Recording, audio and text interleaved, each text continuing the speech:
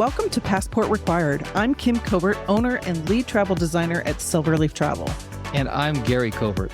Together, we are on a mission to help experienced travelers and would-be travelers get even more informed, inspired, and get moving so that they can enjoy great travel experiences and make memories that will last. We believe that travel offers so many opportunities to improve the quality of our lives.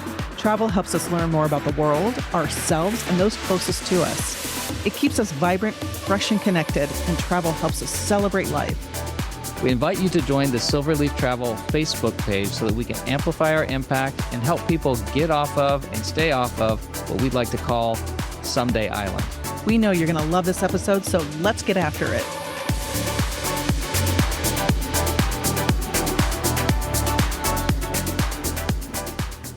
Welcome to another episode of Passport Required. I'm Kim Covert. And I'm Gary Covert. Don't forget to leave a review and to like my Silverleaf Travel Facebook page. We're going to do an episode about all-inclusive resorts and basically, Mexico, Caribbean resorts in general, more so about the all-inclusives. But I thought we'd touch on this sector of travel, and it'll be short and sweet, I'm sure. But yeah, well, you get a lot of requests for it. So I think it'd be good for those who have not experienced an all-inclusive, who may be curious. Maybe we just touch on some of the highlights, what that kind of experience is, where you can find them, and what are some of the general pros and cons. So first, I think you already touched on it a little bit, but where do you find all-inclusives? The majority of them are in Mexico, like Cabo, Cancun, south of Cancun down to Tulum, Puerto Vallarta. There's a few others scattered around, like Mazatlan, Jamaica, and Dominican Republic. Those are the big three. There's a couple technically called all-inclusives here in the U.S. There's one in Florida, which just got bought out. It's going under major renovation. It used to be a Club Med. So it'll be interesting to see what it looks like and what they offer afterwards. But that's kind of a true all-inclusive, but it's not on an ocean beach. It's in the bay of a river. So it's not what you would think of an all-inclusive resort like you do in Mexico and the Caribbean, but it is all-inclusive, like all your beverages, all your food's taken care of. And then there's one down in Key West called Bungalow Keys, but it's also not technically an all-inclusive because like tips aren't included and some alcohol. So it's not like a real true all-inclusive, but okay. And that's the draw with an all-inclusive. That means that all your food is taken care of. All your drinks are taken care of. Mm-hmm. You can basically, like you're on a cruise ship, put your wallet in the safe and you're good. Okay. That's a real big benefit is, pretty much your entire cost of your resort stay, most of your food and drinks mean your alcohol, non-alcoholic drinks. There's a few extra additions. There will be charges for, say, bottles of wine, maybe a special meal, private meal on the beach, your spa treatments, any kind of tours or excursions you do. And then a new thing that's come about in the last 10, 15 years is the tipping. Technically, it's included, but the pay is so terrible that we all tip now for your drinks and at dinner and your housekeeping, the bellman, everything. I mean, those they work so all hard. the staff, they work very hard. But yeah. There's one brand that doesn't allow tipping, and that's Sandals.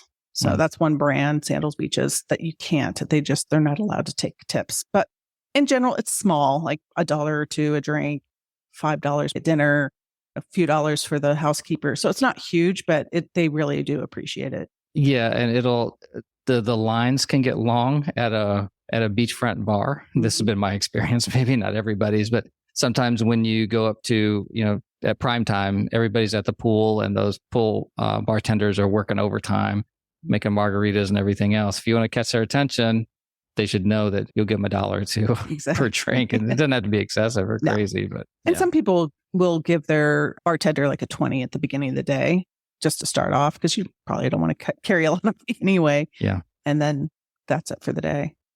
So what are there principal brands I think everybody's heard of because of all the advertising, Sandals and Secrets and that sort of thing? So are there some good quality brands out there that you would recommend for folks to take a look at? In the Cancun, Playa del Carmen, Tulum area, there's over 150 resorts. So That's a crazy number. And you believe it. You drive from the airport and you're going you can drive for hours and just resort after resort after there's resort. so many, and they're building more every day. So that's why we need to kind of keep up on our education. There's just so many, and they change brands, they close for renovation, then they open up as a new brand. And that's where a travel agent really helps. They know these brands and these resorts. What I like are brands that cater to all different types of clients. I love AM Resorts because they have the boutique higher end resorts. They have the adult only brand. They have a family brand. So you get the widespread spectrum, but you get consistency across the board on all those properties. So you know the food's going to be good, the service is going to be good. So it really depends on what you want out of your vacation. And that's a great question to start asking yourself. Do you want to make this kind of a romantic couples experience, or is this a family experience, or is this a multi-generational experience? Yeah, exactly. So there's several different types of all-inclusive properties. There is the adult-only property where it's all adult only, 18 and over, no kids. Then you have the family property where it's obviously kids of all ages, and they'll have kids clubs and activities for kids. Then there's a hybrid where there will be an adult-only section within a family brand. And then there's the family brand next door to the adult-only brand. And they're two separate properties, but the adult-only travelers can go over to the family brand, not vice versa. Yeah, I like that. So it's like an impenetrable membrane. So it can only go one way.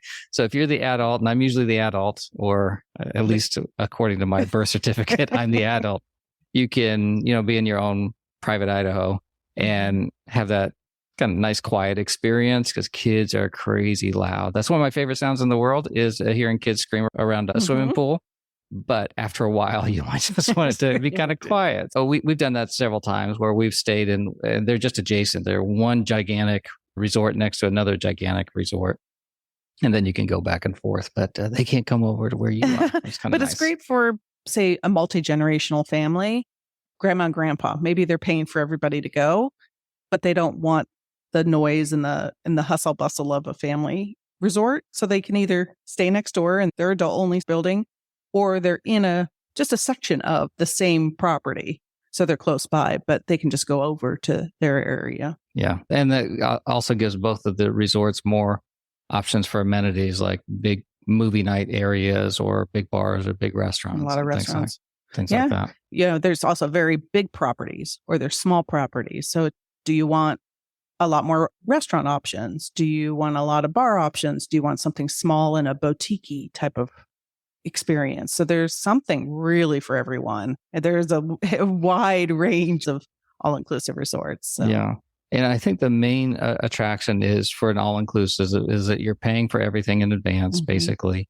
There might be minor things like an upgrade for a better wine list, which in my limited experience, you've been to many more than me, that might be something worth looking into, because we're wine drinkers, and you look at what they've got on tap for wine, not impressive. So we end up buying bottles of wine sometimes at dinner, but Yeah. So if wine is important to you, you're not going to really find great wine unless it's by the bottle at really any all-inclusive resort. So let's talk a little bit more about high end though. So you mentioned like AM. Is that what? AM Resorts? Yeah. AM Resorts. Yeah, they have some higher end brand called Zoetry. There's some other properties out there that are higher end. I will massacre this. Atelier. There's an argument of how you pronounce it, but anyway, that's a really, really wonderful higher end resort. Then you have some like non all inclusive resorts that are really high end, like the Fairmont, Mayakoba, Banyan Tree, things like that. They're really 5-star high end. There's Four Seasons, Ritz Carlton resorts, not all inclusive. And there's one all inclusive on Turks and Caicos too, isn't there? Is that a Marriott? That's a Club Med. Oh, that's Club Med now. Oh, and beaches. There's a Club Med and a beaches. Okay. And the beaches, Turks and Caicos, is actually fine for adults too. It's so massive. It's huge. They have what they call villages. And there's the Caribbean village, the French village, this village, and they have an adult only section. but I hear it's a fabulous resort. So think about the prototypical Mexico all-inclusive. What's a typical day going to look like for somebody who's booked a stay at an all-inclusive? You'll fly in, and here's a fun fact or a helpful tip. Is it a pro tip? It's a pro tip. Okay. Is to schedule a private transfer. We've done this so many times. It's transfer for just you and your traveling party together. And we've done this just recently in Mexico, and they pulled up, they had a sign, we get into the van, it's nice and cool. And they had an ice chest of cold cervezas and marginal wine. I think he even ordered bubbles. Oh, that's right. Right. It was sparkling wine. We really had a great time heading to the resort. We did choose a resort that was a little farther from the airport. It's down towards Tulum. So it took us about an hour, I think, an hour and 15, but it went by so fast because we were having a great time. And then you get to the lobby, you check in. If the room's ready, then you can obviously go to your room. If not, they'll hold your luggage. So here is another tip, is to have a separate bag of things that you might need, kind of like when you go on a cruise ship. Have maybe your bathing suit, some medication, a book, a hat, whatever you need until your room is ready. And then go and enjoy your property. Go have lunch, go sit by the pool. That's a really good one. So when you get there, because there's been several times where you get there and say your room's not going to be ready till 3 or whatever, and it's like it's noon. It's like, well, you can go have lunch, but you're looking at that sparkling water. You kind of like to go sit by the pool or jump in the pool and that sort of thing. And then the other pro tip you're talking about, I just want to reemphasize, is that private transfer. So if you don't do a private transfer, you heard about all the nice way to spend an hour and a half, whatever it was down there. If you don't do a private transfer, then you can be perfectly on time, but the guy's got a clipboard that has maybe 2 or 3 other couples that you're waiting for. And it's just like, where are they? Is their flight delayed? Or should we wait a little bit longer? And it's just... You just want to get going. It's a pain in the butt. And you might have to stop at their resorts on the way to your resort. So they all may not be staying at your resort. So that will delay you to get to your resort even further. And the price is not dramatically different. Not at all. Yeah. It's so much more enjoyable. What's the phrase you like to use? Don't get cheap at the wrong time. Good lesson for life. So back to the resort. Yeah. Most of the rooms won't be ready till like 3 o'clock in the afternoon, 4 o'clock. Sometimes you can get in earlier, but you can go and enjoy the resort until they let you know it's ready. And then you come back, get your either key card or wristband. Depends. And you can go sit by the pool, go to the swim up bar, go to any of the bar, probably 20 bars, and order your whatever you want for drinks. Non-alcoholic, alcohol, water, sodas, anything you need. And it's all included. Maybe tip them a couple of dollars and you're good. And then for dinner, some resorts require dinner reservations. Some don't. Some resorts are a little bit more of a hassle where there's like a kiosk and you got to be there at a certain time, or got to get up at midnight and make your dinner reservation. So if you just don't want to hassle with dinner reservations, again, AM Resorts, why I love them so much, there's no dining reservations. So nice, just first come, first serve. And usually there's not much of a wait. And then you have dinner and you can choose 2 main courses and an appetizer and a dessert. They're smaller portions. So if you want to try a couple different things, say, I'd like to try that and that. You know, the fish and the steak. Yeah, they won't get mad. They want you to be happy. They want you to be full. Yeah. There might be an upcharge for a special meal, like a lobster meal or some fancy steak, or if it's a special holiday, there might be an additional cost for New Year's or something like that. And then obviously if you order bottles of wine and then go out, and usually they'll have music in a lounge. There might be some sort of entertainment on property. And then enjoy your evening and then get up and do it all over again the next day. And if you want to do an excursion, there's always an excursion desk at the hotel. Just be careful that it's not a timeshare desk. Don't get roped into doing the timeshares. They will be merciless. Yeah. Oh, and that's actually going back to arriving into Mexico, especially. It's really bad in Mexico. Anywhere in Mexico is to get past the timeshare people. After you collect your luggage and you go through security and go through customs, what I say is just put your head down. Don't look at anybody. Don't say anything. Just go outside. Until you see blue skies, you don't talk to anybody because they're timeshare people and they will make you think that they're there to help you and that they're your driver, and they're not. They're there to get you into a timeshare presentation. And that hard selling doesn't end at the airport. So when you get to the resort, sometimes, not everywhere, not everywhere. But be careful, that's a big business down there. And just feel free to say either you're a travel agent or no, thank you. I usually email the resort ahead of time for my clients and just say, don't bother them. And somehow they know. And so they won't bother you. But if they do ask, just say, no, thanks, or I'm a travel agent. Or okay, so if you're at a real concierge desk, a real tour desk, like Amstar is a big one down there in Mexico. And you can do cenote tours. What's a cenote? It's these underground freshwater lakes. Yeah, the ground above collapses and makes kind of this underground swimming hole, but it's open air. You can see the sunlight. You can go to the pyramids. You can go ATVing, horseback riding, zip lining, you name it. There, golfing. All sorts of golfing is big. There's a lot of good golfing, there. Good quality golfing down there. Yeah, the cenotes are really popular. And then like Cabo is more about the city or your resort. I mean, there's San Jose too in that area. That's a really charming town.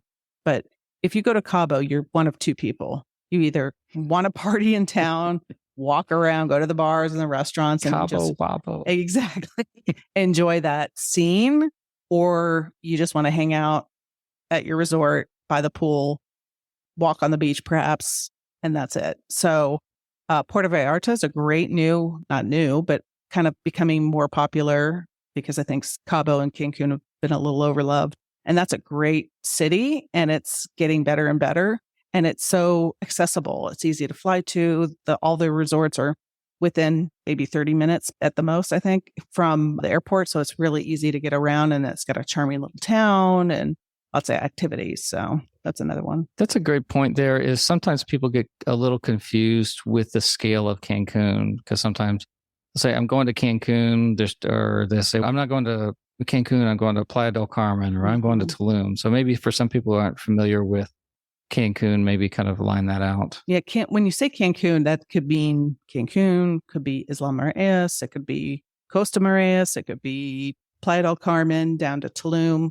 It's a very vast area. And again, over 150 resorts.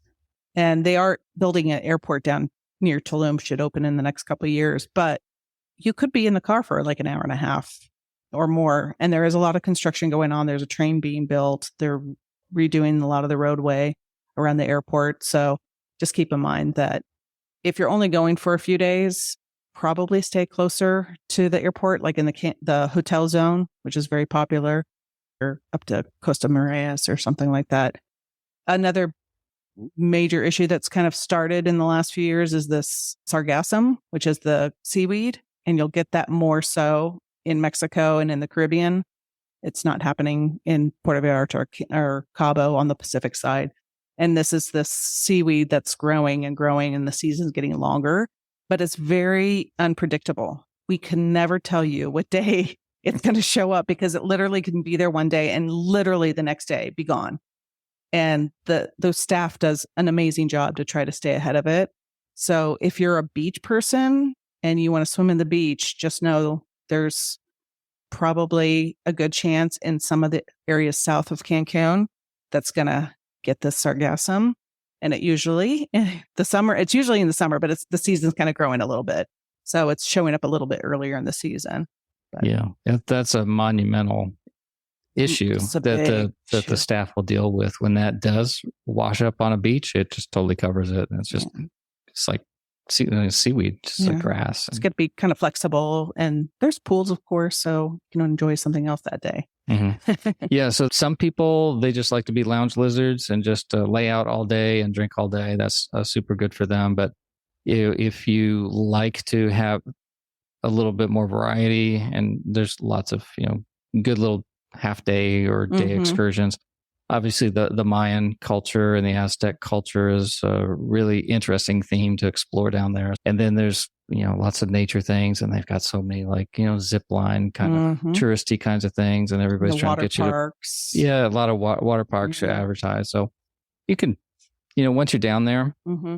you can find some other things to do. But I think the main activity is just decompression. That's what I seem to see for people that want to go down there and experience. Yeah, and if you have families, there's some properties that have a water park or like water slides on the property. So you don't have to go anywhere. You can entertain the kids all day long right there. You don't have to go anywhere. So it's a good option. And then for Jamaica and Dominican Republic, those are two other really popular places for all-inclusive resorts. In Dominican, that we did ATVs. I think we were going to do horseback riding or something one day, but the weather got really good. The weather got good. Yeah. So we decided that was a funny trip because it rained nearly every day. We're there like 8 days. Yeah. It rained nearly every day. We had this excursion planned and the clouds went away. The sun came out. And we said, do you really want to go horseback riding or whatever we had? And it's like, no, I want to go sit beside the pool I've been looking at from my balcony for the last 6 days. We still enjoyed it. And we did have sun off and on, but it really felt like it rained for 8 days. That was an interesting resort too, just a little sidebar. So that was the Hard Rock. Hard Rock Cafe Resort. That thing was enormous. I think that's also kind of the key thing. You said that there's other like boutique size. Mm-hmm. They're smaller size all inclusive, but it seems to be at least the ones you've been nice enough to take me to are these gigantic properties. You can walk a lot if you want to. Absolutely. But this was a pretty nice resort in the sense of it had lots of pool options. I think for me, it's kind of like when we were talking about cruising. I like a lot of options, especially if I'm going to be there 7 days or however long we're going to be there. I like to have an option to eat somewhere else every day or a different bar every day. So I like the bigger resorts. Yeah. So there's lots to do on Dominican and Jamaica. Jamaica's really quite spread out. You'll have to think about what do you want to do when you're there? Do you want to see the tourist areas like Dun River Falls? There's a rafting down a river experience. Do you want to do all the tourist things? Well, then you might want to stay closer to Ocho Rios because that's on the east side. And that's kind of where all those things are. Or do you want to be on a nice white sand beach and just enjoy the beach and the resort and just relax and decompress? Then that's Negril. But if you stay in Negril and you want to go to Ocho Rios, you're going to be in the car for 3 hours. So just know or think about how you want to experience your time in Jamaica. Do you want to be close to the airport because you're getting in at 10 o'clock and you're leaving 2 days later? Like, is it a short trip? Yeah. Maybe you don't want to be in the car that long. Same thing with Cancun. If you're only there for 3 or 4 days, maybe staying closer to the airport so you're not wasting your travel time. You were mentioning a similar thing. So there's that Ocho Rios in Negril. You're saying that's in Jamaica. Mm-hmm. So just be aware of the geography of your resort if it's too far away, because you wouldn't want to burn a whole day, 3 hours one way, 3 hours back, plus whatever. I mean, you just burn up an entire day. Or that might be worth it. I don't know, but you just got to do but the same thing also applies to Dominican. There's kind of a resort zone and something. You should explain that to me. The popular area is Punta Cana, and there's La Romana, and there's some really nice beaches around there. There's some newer areas popping up like Michis. It's kind of the north section, so it's a little bit farther away, but that's more remote, and some of the nicer resorts are out there. You just got to think of how far you want to be driving from the airport. Cabo's similar as well. There's some really great resorts closer to the airport, which is closer to a town called San Jose. Another confusing, not San Jose, California. Or Costa Rica. But it's a charming little town. Then there's the tourist corridor between San Jose and the town of Cabo. There's some wonderful resorts in there, but that's you're pretty much on the resort because it's another, depending on where in that corridor you are, it could be a 20-minute taxi or Uber ride to Cabo. So if you want to experience Cabo and the town of Cabo, then stay closer to the city. And then that kind of leads into, do you need an all-inclusive or not? In Cabo, if you're closer to town, you might not need an all-inclusive. You might want to eat in town. You might want to eat at the marina. You might want to eat, on multiple different areas. So you probably don't need an all-inclusive. But the farther you stay, I would say, yeah, you would probably need an all-inclusive. And that's what they're kind of geared for. Mm-hmm. Yeah. You'll find more all-inclusive resorts closer to the town of Cabo. Yeah. So what's a location that you're interested in either returning to or exploring further related to all-inclusives? I'd love to go back to Puerto Vallarta again. I think was just so much more to see, and we just scratched the surface. There's some We being not me. no, you sorry, you and somebody not else. the we. Yeah, my girlfriend and I we went, and not that bothers me. No, not at all. Not at all. So I'd love to go back there and explore more. And there's some new resorts that have opened up. I'd love to go up and see like the Four Seasons and the nicer resorts up in that area. And then, I mean, just off the beaten path ones like Cihuatanejo, Mazatlan, I'd love to try out. I'm hearing more and more about that. And you mentioned the one city more than once. It's Hobosh.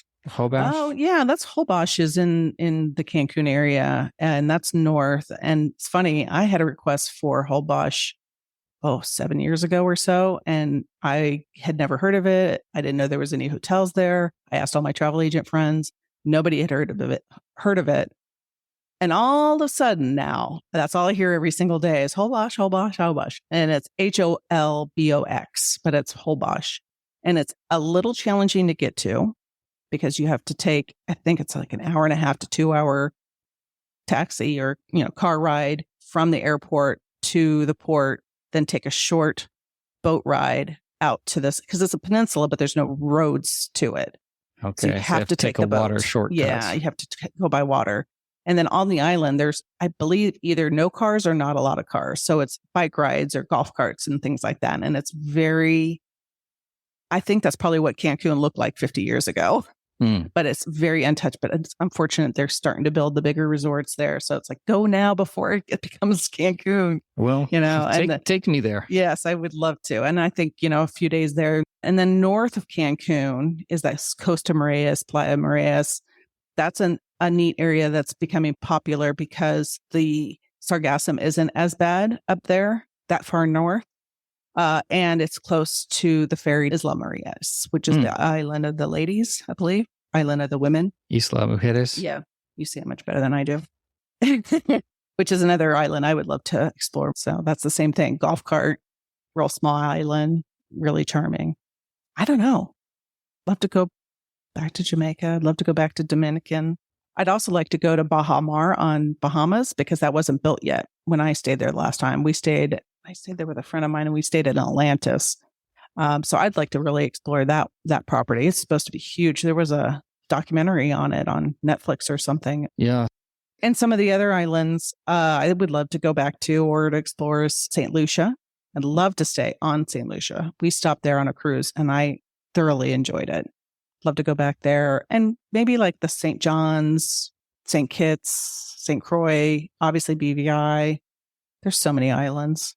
And it doesn't have to be all inclusive, of course. Yeah. So, yeah. I like the all inclusives because I just don't like feeling like I'm always pressured to make money decisions while I'm on vacation. So I like that.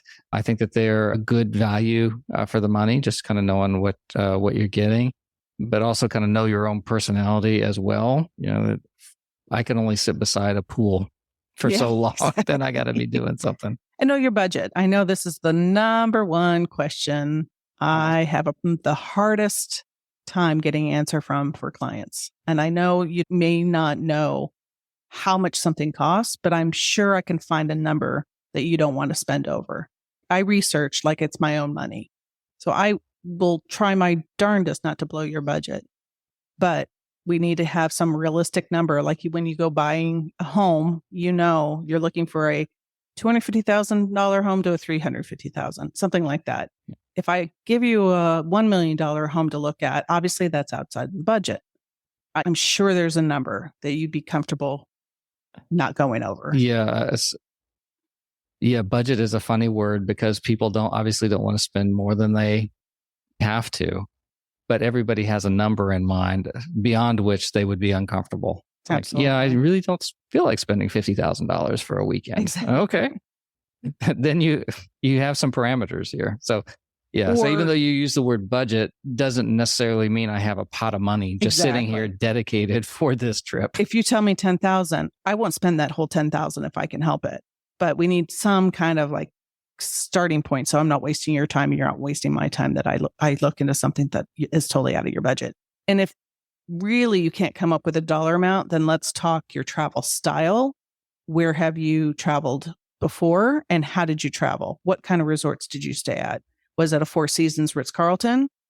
Was it perhaps a Grand Hyatt or a Park Hyatt? Was it a Marriott? Or was it a Holiday Inn, Motel 6? I'm not knocking it, but that will really help me say, okay, you're on a budget.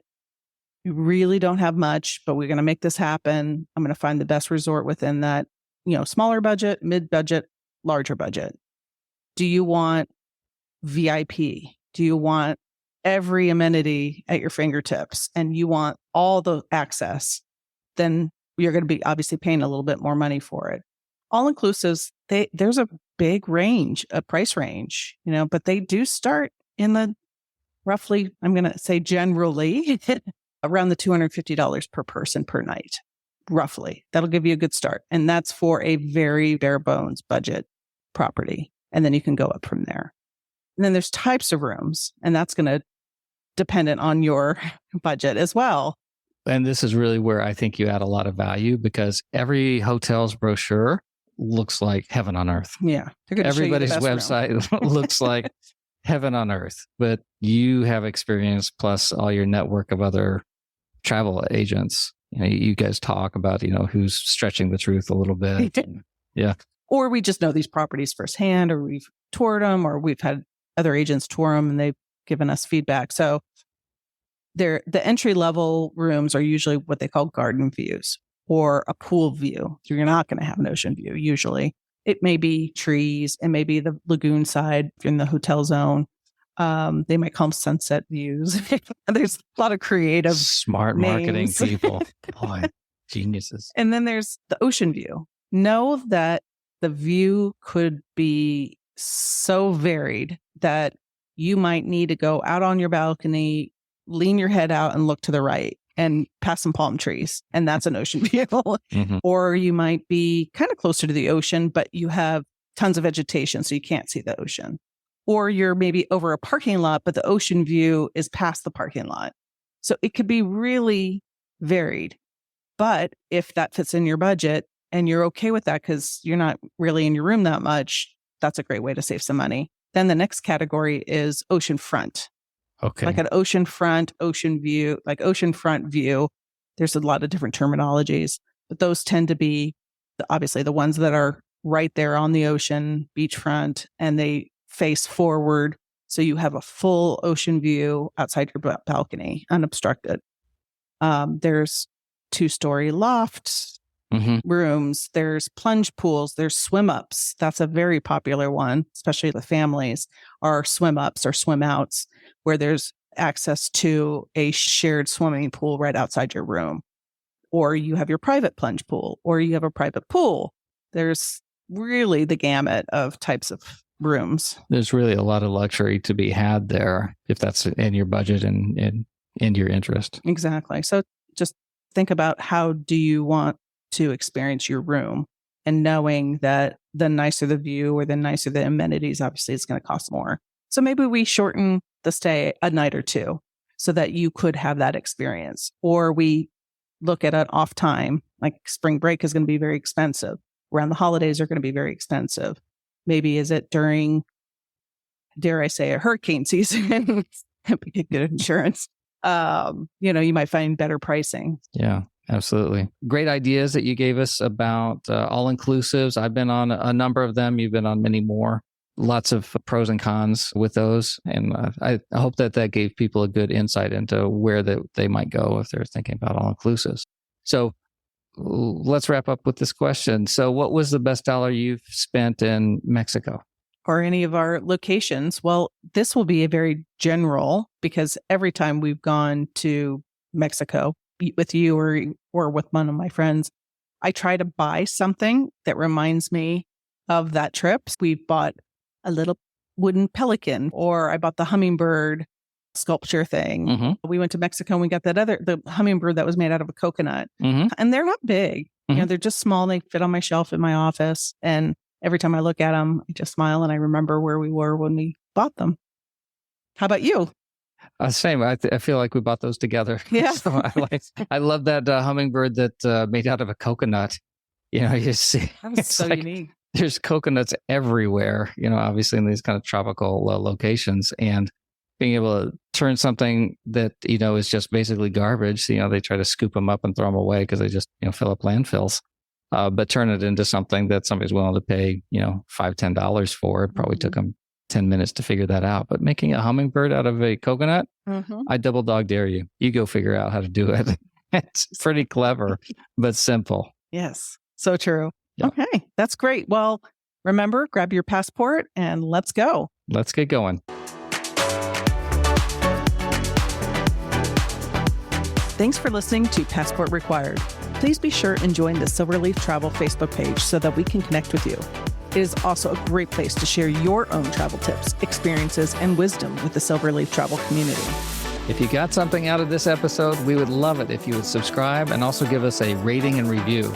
We always want to get better, and we will read all of your comments and suggestions for topics so that we can make this podcast the best resource possible. My name is Gary Covert. And I'm Kim Covert. Thanks for listening, and thank you for being a part of the Silverleaf Travel community.